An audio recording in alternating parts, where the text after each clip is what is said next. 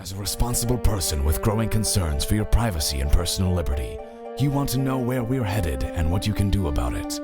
We ask the experts what you need to do to take prudent and responsible action to safeguard your family's wealth and well-being, and what basic first steps will help you to be aware and prepared. ReluctantPreppers.com. Welcome back, Reluctant Preppers. We have a distinguished returning guest tonight, Dr. Arthur T. Bradley, author of the Disaster Preparedness Handbook. He's also a NASA scientist, an expert on electromagnetic pulse, EMP, and other preparedness topics. He's here with us tonight to talk about the everyday, most practical approach to total preparedness for a family and for a household. Dr. Bradley, thank you for joining us here again on Reluctant Preppers. Sure, thanks for having me.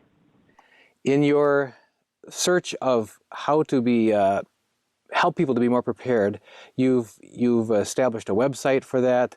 You've written multiple books, numerous articles, and if you could just give us your philosophy initially on why bother preparing at all. Sure. So that's sort of where I started at in the book was, to see if we could answer that question, because I think it's sort of probably the most important question of all. When you go in to do anything that's going to cost you money and time, sort of ask if it's worth the trouble. And the truth of it is, for many people, they sort of silently decide that it's not worth the trouble. That's why they don't do it. And my argument goes as follows: is that even as we watch, Hurricane Matthew approaching Florida, I'm sure those folks down there see the need for preparedness.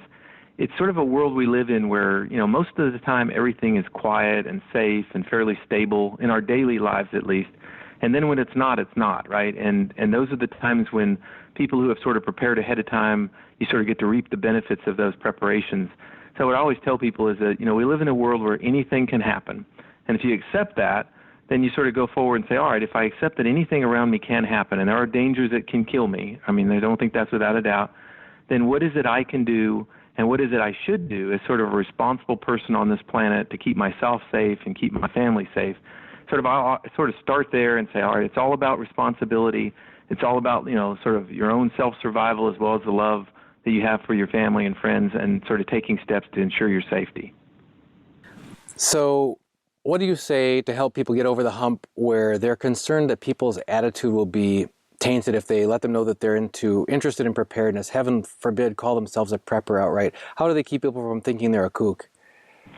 Yeah, that's a great question, because I think if you go, in a group of just sort of everyday people, everyday Americans anyway, and you start saying things like, oh, I'm a prepper, certain images come to mind, right? And certainly like doomsday prepper shows and things like that haven't done that any favors, because they take something that is really more for entertainment factor, to an extreme, which makes it entertaining. When most people who say, they're interested in disaster preparedness or they're a prepper, if they want to call themselves that, they're really just saying, hey, I'm going to take some steps to try and be, ready for whatever kind of comes my way. But it doesn't mean that they've checked out of modern society and that they're living in some bunker somewhere or anything like that. It might mean nothing more than they've got some things in the trunk of their car in case they should have to evacuate, or maybe they've stored a little extra food in their home or something like that.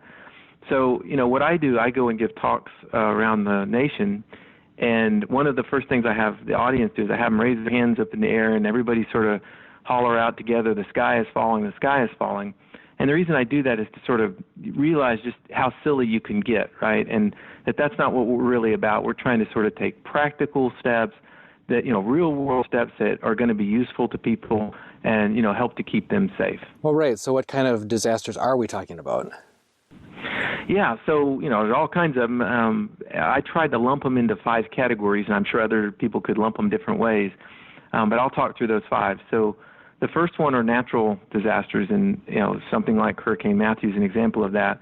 But earthquakes, floods, freezes, solar storms, anything essentially of our planet or our universe itself just trying to kill us off, right? And there's all kinds of things on this planet that try and kill us.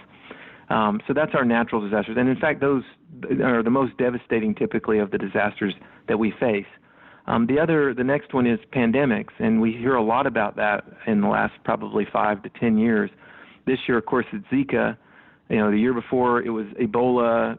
We had the scare there, and then before that it was H1N1, which was the swine flu, and then before that the avian flu and SARS, and you can go on down the list. Everything every couple of years, there's always a new one. And of all of the list of disasters, pandemics are probably at my top of my worry list, just because they can spread very quickly, and by the time science and medicine can catch up to them, they could really wreak havoc on our planet. So that's the second category. The third one are man-made disasters, which these are the things that essentially we as a technological society have kind of brought upon ourselves. So things like electrical blackouts, the air pollution that's all over the planet, house fires, food and water contamination, things like what Flint, Michigan is suffering from. So the things that sort of break down in our infrastructures that cause us, either harm or at least inconvenience at the very least. The fourth one. Well, before you go off of that one, that made me think when you said infrastructure. One of our recent first-time guests, Brad Harris from Full Spectrum Survival, it has a section of his program where he not only watches for seismic activity around the world through various data feeds and that sort of thing, but also especially where those come close to nuclear facilities, and talking about the residual nuclear releases that are still happening from the Fukushima reactor meltdown in Japan, et cetera. So that's another part of that whole infrastructure risk that you're talking about. Oh, yes, absolutely. Yeah, the threat of the nuclear release is something I looked into recently actually it was for a fiction book, but I really wanted to have the answer straight. And so I actually interviewed one of the guys who helps run a nuclear plant here in the United States, and got a lot of the facts. And of course, his view was, it's very safe. There's redundancy upon redundancy. But if you picked at it hard enough, you could come up with scenarios where things went wrong, terribly wrong, like Fukushima, and he could explain how that happened. But you're absolutely right. I mean, those are really like global time bombs. There's about 100 nuclear reactors in the United States operating. And those are like 100 time bombs sitting in the United States that if things went terribly wrong, a sequence of things went terribly wrong, we could have a very major catastrophe that you couldn't put back in the bottle. I mean, those things don't get fixed very easily. So you're right. You're absolutely right. Beyond the man-made ones, I sort of lump war, terrorism, and crime all together. And we see that, I would say, daily on the news, between, attacks at the malls to bombings to, on down the line. And it's just sort of an ever-present, I don't know about anybody else, but I feel that there's much more of an ever-present sort of physical danger out there than when I was younger. It may just be I'm growing older and more cynical. I don't know, but I certainly feel that way. It feels like we live in a little bit more dangerous time. And then finally, the last one are really just disasters that affect you and maybe your family on a personal level. Things like losing your job or, having a family sickness or a disability, a tree falling and coming through your roof, things like that you didn't expect to have happen, but they still cause the same sort of things. They cause a lot of burden on your family, maybe loss of life as well. So those are sort of my 5 categories of disasters. In your speaking about disaster preparedness, you talk about the cardinal rule of disaster preparedness. Can you talk us through what is the cardinal rule and how does it apply?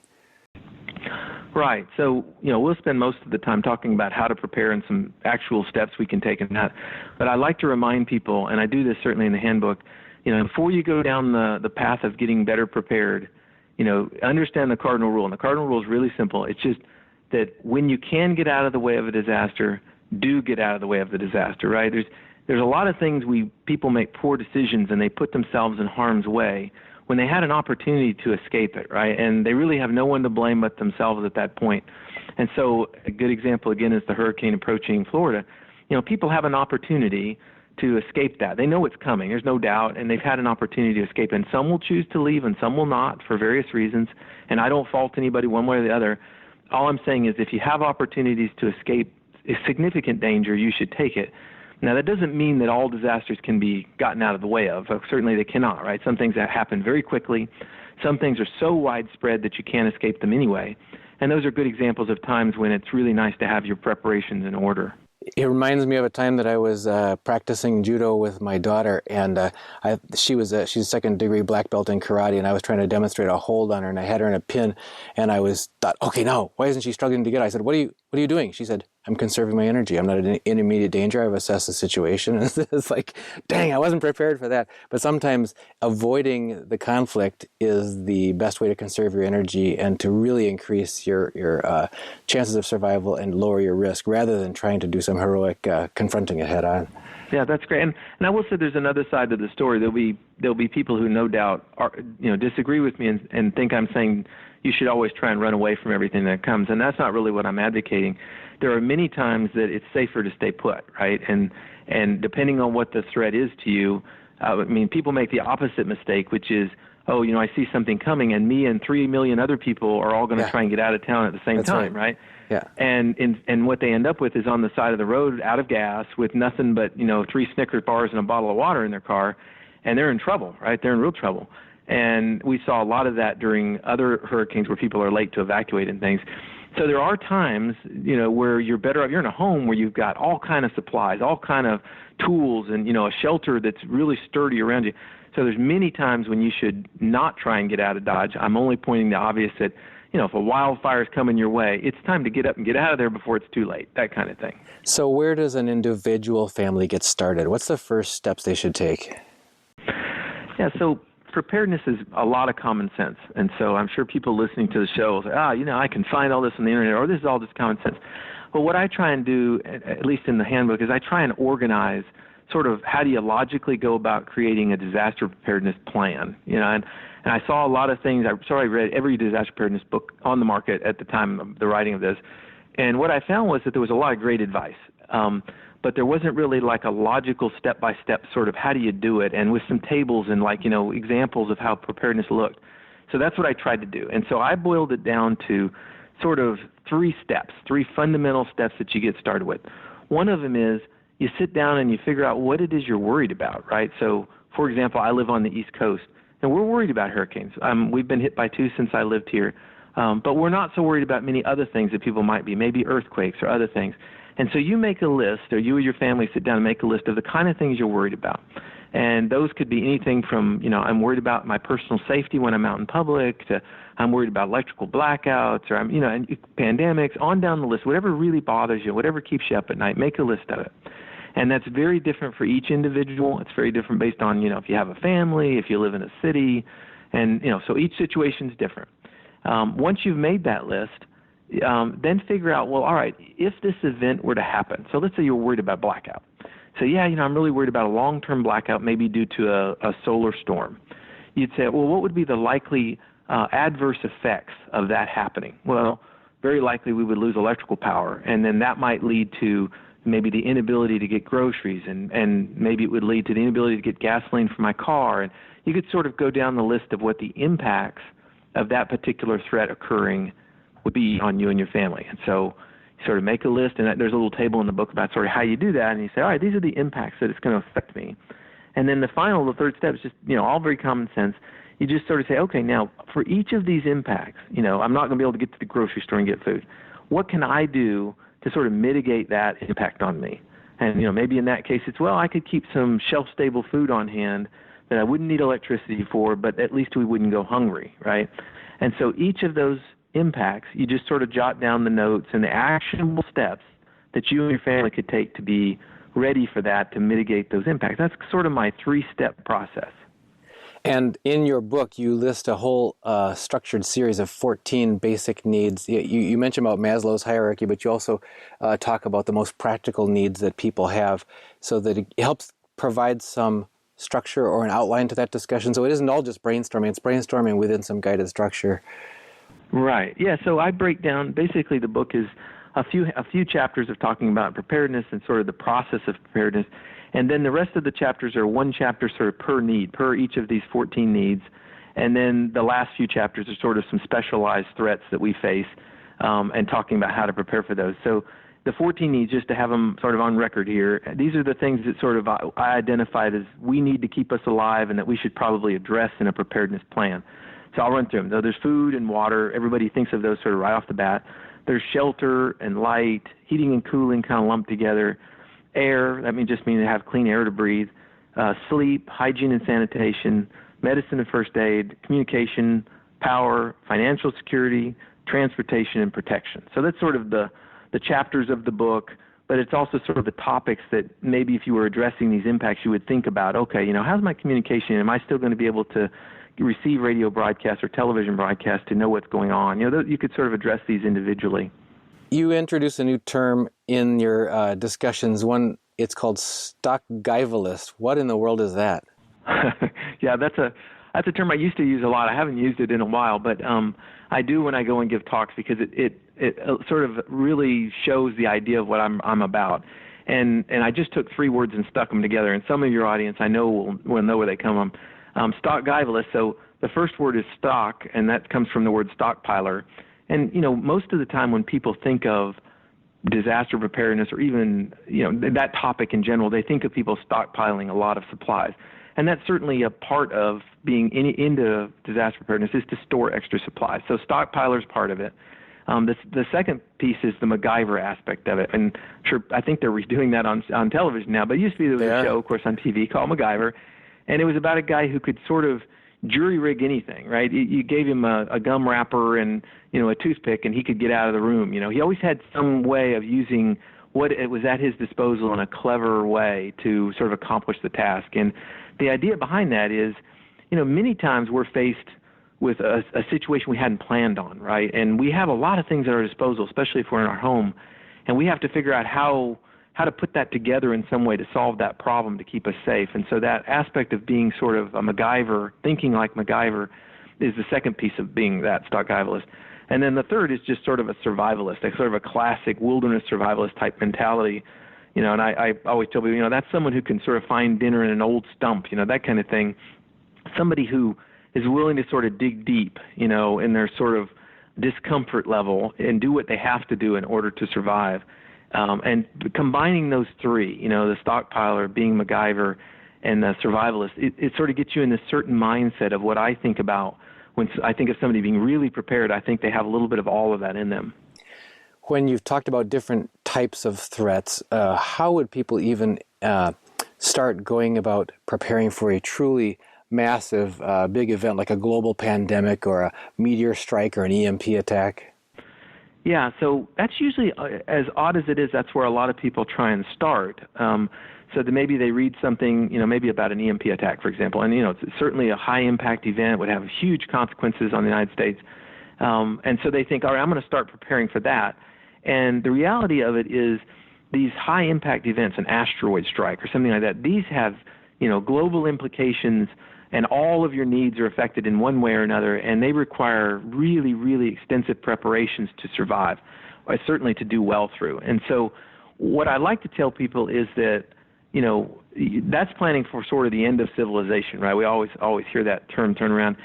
They're much better served by starting off small, right, by preparing for what they know is coming.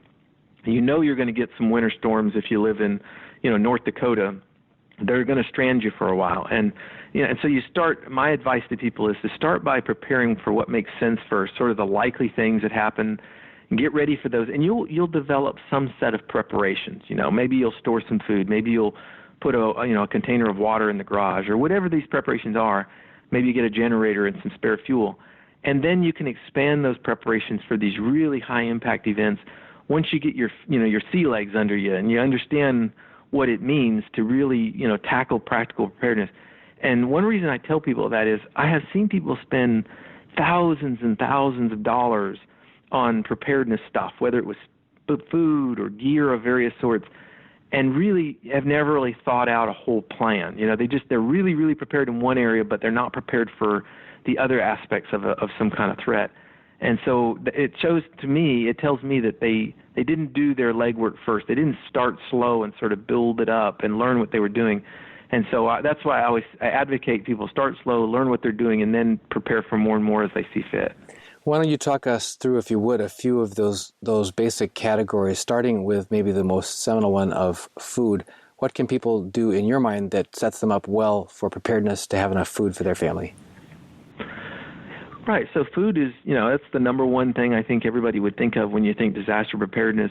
It perhaps is not the most important item to prepare for, but it's certainly the one that comes to mind. And, everybody's opinion on food storage and food preparation is very different. And I get a lot of flack when I give talks because my advice doesn't necessarily align with the end of the world kind of thinking. So my advice is this. I think every person in every house in the United States should have a minimum of 30 days of food in their house. And usually that's about when people start throwing things from the audience and so forth. Because many people have heard, well, I should have a year's worth of food, a year's worth of supply of food. And I have no objection to that if somebody wants to store a year's worth of food, but it is a lot of food, and you have to worry about spoilage and rotation and rodents and all kinds of other issues with it. And so I'm not saying don't do it. What I'm saying is, again, with that start small, build up, I think a 30-day supply gets you through 98% of the things that could happen to you. Most things are resolved within 30 days, even large hurricanes and earthquakes. Most things in the United States anyway, within 30 days, emergency aid is available and people can survive at that point forward. So that's sort of my how much. In terms of, what to store, if you go on that premise of 30 days is sort of enough, maybe, or even if you went 60 days, you can just store regular foods. You can store canned foods and boxed foods.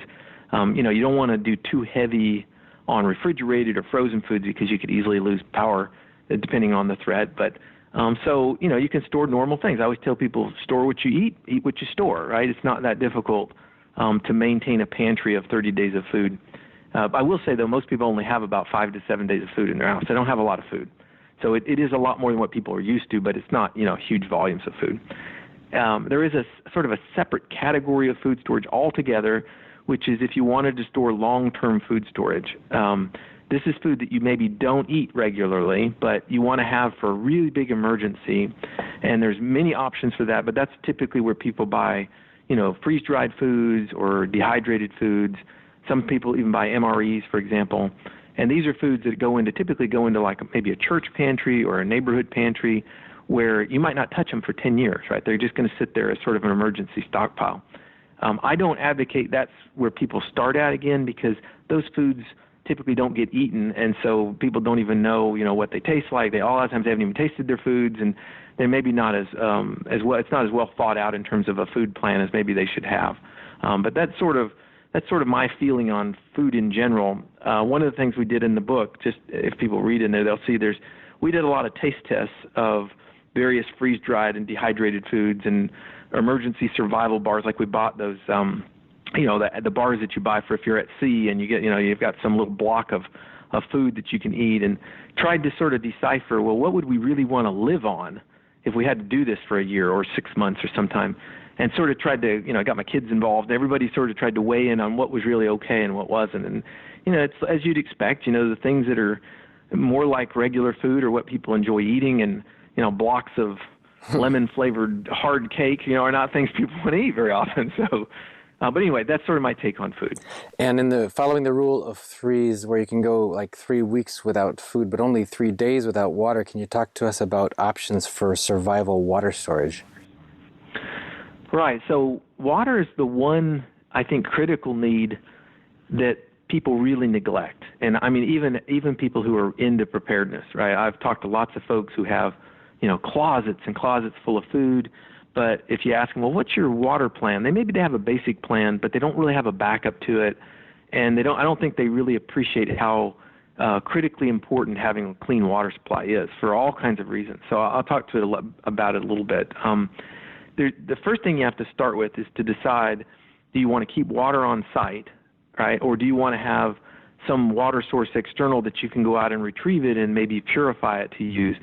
If you're blessed with having a water source nearby that you can just purify and use, that's great. That saves a lot of trouble in terms of the storage requirements. But what I tell people is that, realistically, you can't store like a year's worth of water unless you have massive tanks or something like that. In the United States, we being wasteful of water, we use about 100 gallons per person per day. So I got a family of 6. That's 600 gallons a day if we didn't change our water consumption, and that it's just not feasible to store for any length of time at all.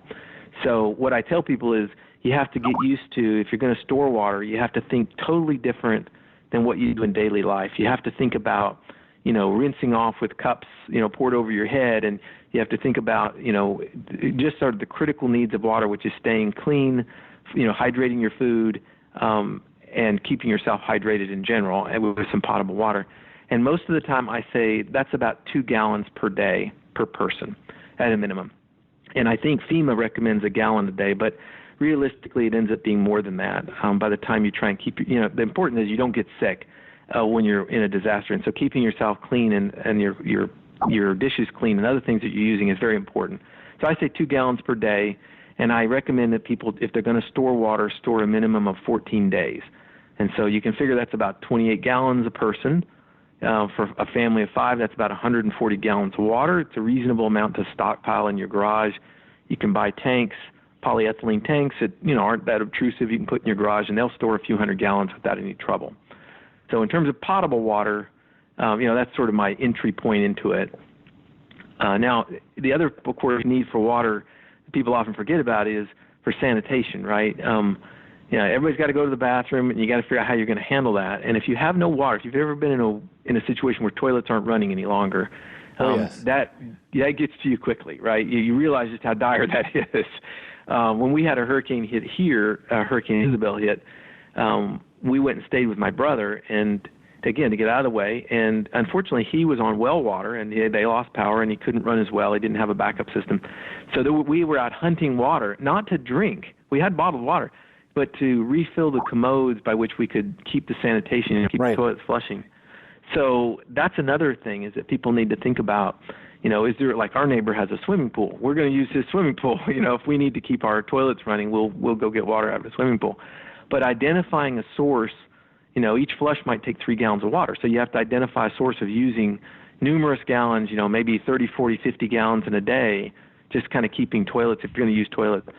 Of course, there are other options for sanitation besides toilets. You can certainly create an outhouse kind of situation. You can have compost toilets and other things. But most people, they prefer not to go dig a hole outside. They try and keep their toilets running. So that's another aspect of water that I think, often gets overlooked.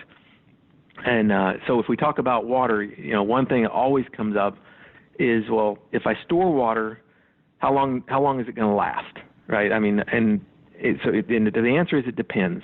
It depends greatly on the conditions of the water that you store and the condition of the environment in which you store it.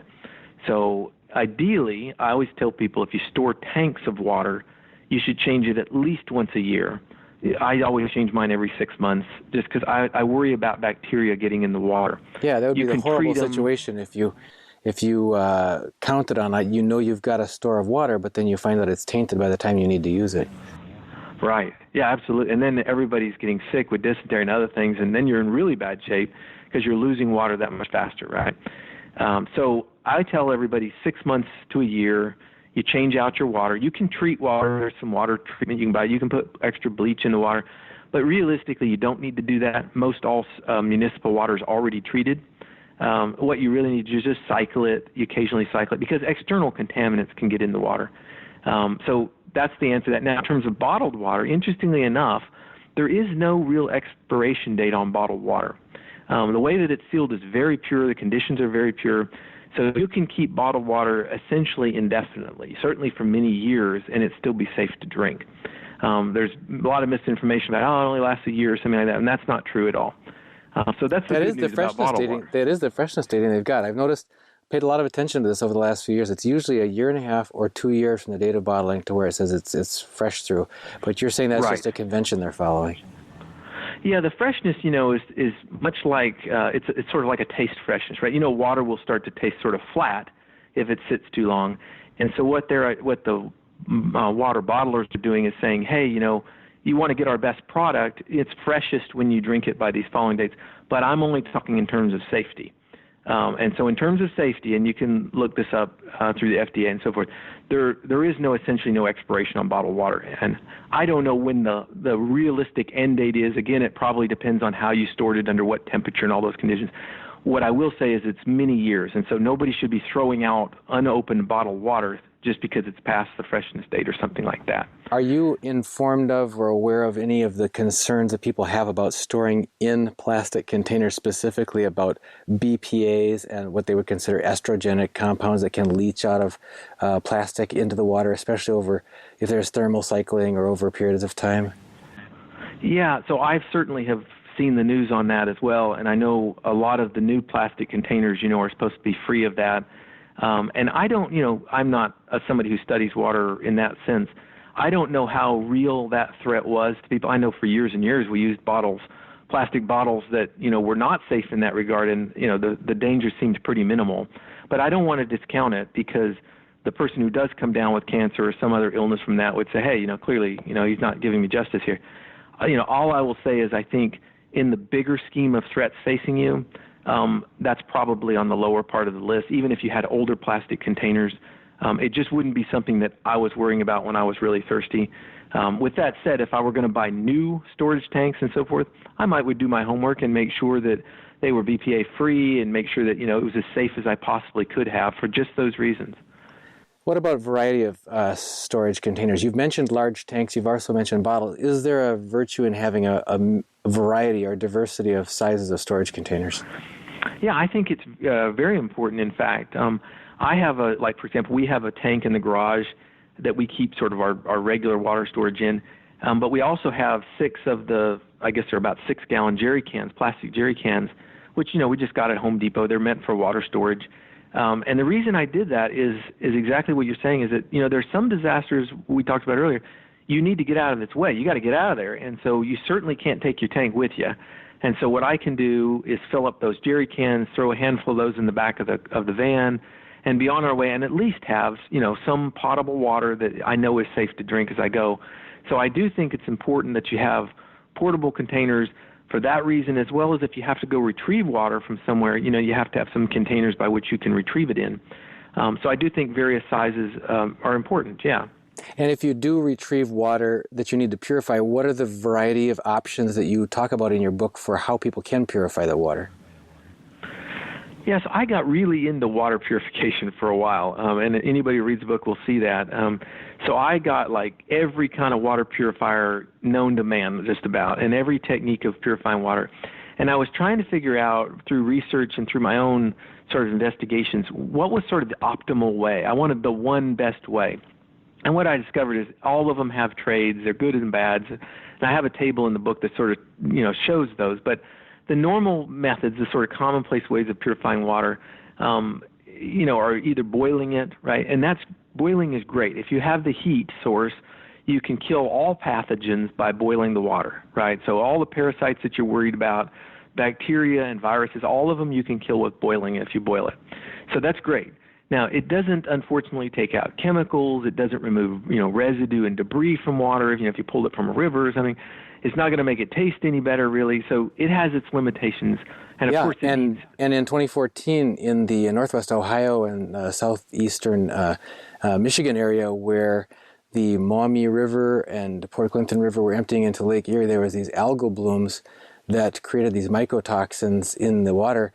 And even though it was a biologic source, the nature of the hazard was not the living organisms, which could be killed by boiling. The nature of the hazard was their chemical wastes that they left in the water. And the recommendation of the health authorities there was, do not boil the water. It will only further make the chemical hazard more potent. Interesting. Yeah, interesting. So that's the sort of the weakness of boiling as a whole. Above and beyond boiling, of course, you can get you a high quality filter or water purifier, and I have several, and there are lots of good ones out there that people can look at. I always say that you want to look at the absolute pore size of the filter. It should never be more than 1 micron.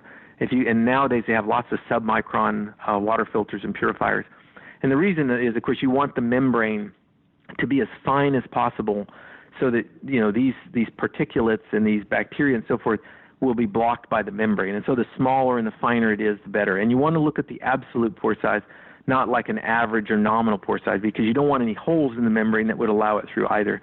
So there's lots of great filters. We have a general ecology one called a Seagull 4 here at our house, which is one of the best. I really like it.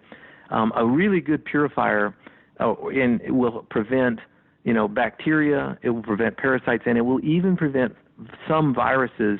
And that's sort of the screening mechanism. Viruses are very, very, very small, and so it's difficult to prevent them and to block them in your water system. But there are some that do, and so if you can find a certified purifier, certified water purifier, they're actually certified to some level against all 3 of those. And so people have to do their homework and find the ones that work for them. But certainly water filters and purifiers are great, And then it just sort of gets a little more difficult from there down. You can use chemicals. And certainly in emergencies, people do all the time. They use bleach or iodine to purify their water. And I will tell you, as part of our taste testing experiment, of the 2, bleach-treated water is far better than iodine-treated water. Right. If you've ever tasted it, you know what I'm talking about. Iodine-treated water is almost undrinkable because the odor is so powerful. Iodine has a very strong odor. And so my kids couldn't drink it at all. Now, maybe if they were dying of dehydration, they would, but it's last resort kind of thing. And even chemicals, they take a great deal of, sometimes hours to purify water, and they only purify against certain things depending on what concentrations you use and so forth. So it's not a surefire, take care of anything. Above and beyond that, we have distillation. You can buy water distillers. We have one, we plug in and it can distill water. And distillation is great because it essentially, you can get rid of any contaminants because it essentially evaporates out the water and collects the condensation, and you have pure H2O. You can get rid of chemicals as well that way. Right. And so distillation is a really nice way. The problem with distillation is it's very slow, and it takes a heat source again, which in some disasters you just don't have. So that's the drawback of that. And then the other one is reverse osmosis. You can buy that for your home, for example. They have a reverse osmosis systems that are whole house systems. And those work very well, too. They remove all of the contaminants as well. They can remove viruses and so forth, and even chemicals. The disadvantage of them is they're very wasteful. They're expensive, typically, to get put in. And so for many people, it's not a practical solution, but it is very effective. And the one that I've seen a lot lately is they sell a lot of these UV light pens and ultraviolet methods of killing pathogens and so forth in your water. And those are kind of neat. I've got one of those little SteriPens, where you stir your water up. You've probably seen like the little hiking. And according to the data, and they publish the data of what they've done, it looks like it does a pretty good job. Like within a minute or two, you stir your water with this thing. The UV light essentially renders everything inert, and you can drink it. And I view those as more like a small, like for on a small sample, you can do a cup or two at a time. But it's not meant for like your whole family. It's not really conducive to that very easily. So that's sort of the gamut of different ways of purifying water. All of those have, goods and bads, and it's way too much to talk about in any, single conversation. And the one thing I would tell people is don't forget the importance of the taste of the water. I only learned that from experience. You can always think, I'm going to go out to the lake out there and scoop me up some water and boil it, and I'm going to drink that stuff down. But that's hard to do. So don't forget that, and that's one advantage of really good purifiers and filters is they really help the quality in terms of the taste of the water as well. Yeah, and in that allusion, you were referring to the source of the water. So if someone doesn't live right near a lake or a river, what are some creative sources of water that people should consider? Yeah, so that's great. So, many times we're in a situation where we're really dire straits, and I call it sort of natural collection, where you're just trying to pull water from your environment, right? And if you're in your home, the single biggest source is your hot water heater, right? And so everyone should know how to drain their hot water heater. I've taught my wife how to do it. It's not hard to do. There's a valve at the top, there's a valve at the bottom, and so go through it one time and know how to drain your hot water heater, because that might store, ours is, I don't know, around 100 gallons or so. That's a lot of water, in case of an emergency. Beyond your hot water heater, then you got to get a little more creative. So some of the natural collection methods are like trying to collect rainwater, for example. You can use tarps, a kid's swimming pool, you can hang sheets out the window and let them get soaked and pull them in and wring them into buckets. That's sort of collecting, what God's providing, right? There are other clever ways. If you live somewhere where it's cold, of course, you can go out and gather snow. Snow melts like 10 to 1. So, if you gather a bucket, you're not going to get that much of it, but you'll get some.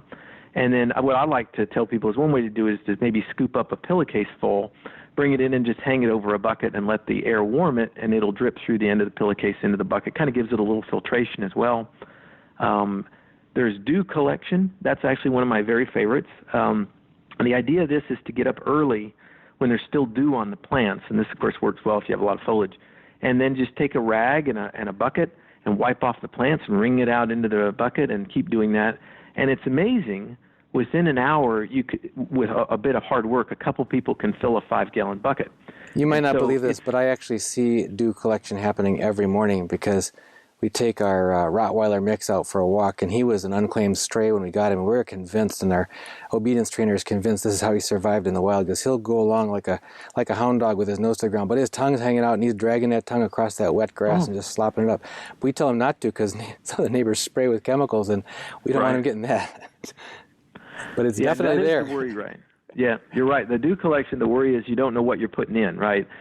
You can always filter it, but again, there's limitations on what you can take out. You're absolutely right about that. And then the last two are maybe some of the more popular ones. There's something called transpiration bags, which are really just taking clear plastic bags and tying them around foliage, maybe branches of trees with lots of green and so forth. And you have to snug them up really tight around the branch so that you essentially don't want any air escaping. And they act as a little greenhouse around that foliage, and they evaporate the water out, and it collects in the bottom of the clear bag. The only thing I'll warn people about that is if you go out and try it, and it's worth trying, you may kill the plant because it can be kind of hard on the plant when you do that.